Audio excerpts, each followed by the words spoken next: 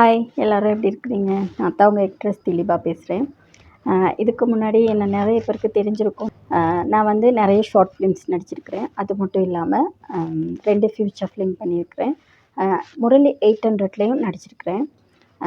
இப்போ வந்து எதுக்காக இந்த வீடியோ அப்படின்னு சொன்னால், இப்போ ரீசெண்டாக சக்ஸஸ் கிரியேஷன் ஊடாக ஒரு வரம் அப்படின்ற ஒரு ஷார்ட் ஃபிலிம் வந்து நடிச்சிருக்கிறேன். அதில் நான் தான் மெயின் கேரக்டர் பண்ணியிருக்கேன். இந்த படம் வந்து இயக்குனர் குணா அண்ணாவோடது. அவரை வந்து ஒரு 3 வருஷத்துக்கு முன்னாடி ஒரு அவார்ட் ஃபங்க்ஷனில் மீட் பண்ணியிருக்கேன். எனக்கான அவார்டு வந்து அவர் கையால் தான் வாங்கினேன். அந்த டைம் வந்து அவர் எனக்கு ஒரு விஷயம் சொன்னார். நான் வந்து கண்டிப்பாக என்னோடய படத்தில் உங்களை நடிக்க வைக்கிறேன்னு சொல்லி. சொன்னதுக்கு பிறகு ஒரு சக்ஸஸ் கிரியேஷனால் ஒரு மீட்டிங் ஒன்று அரேஞ்ச் பண்ணியிருந்தாங்க, ஆடிஷன் மாதிரி. பட் நான் வேறு ஷூட் டவுனில் இருந்ததால் எனக்கு அதுக்கு போக கிடச்சிக்கல.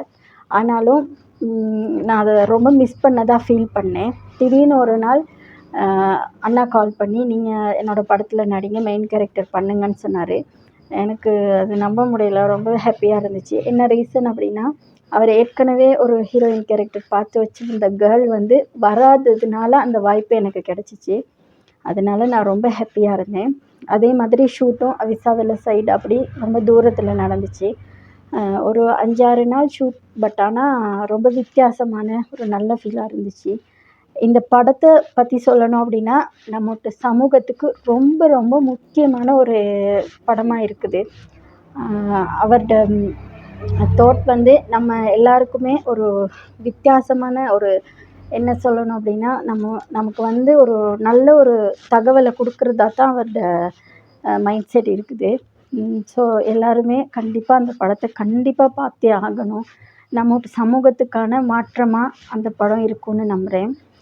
ஸோ உங்கள் எல்லாருக்கிட்டேயும் அந்த படத்துக்கான ஆதரவு தர மாதிரி கேட்டுக்கிறேன்.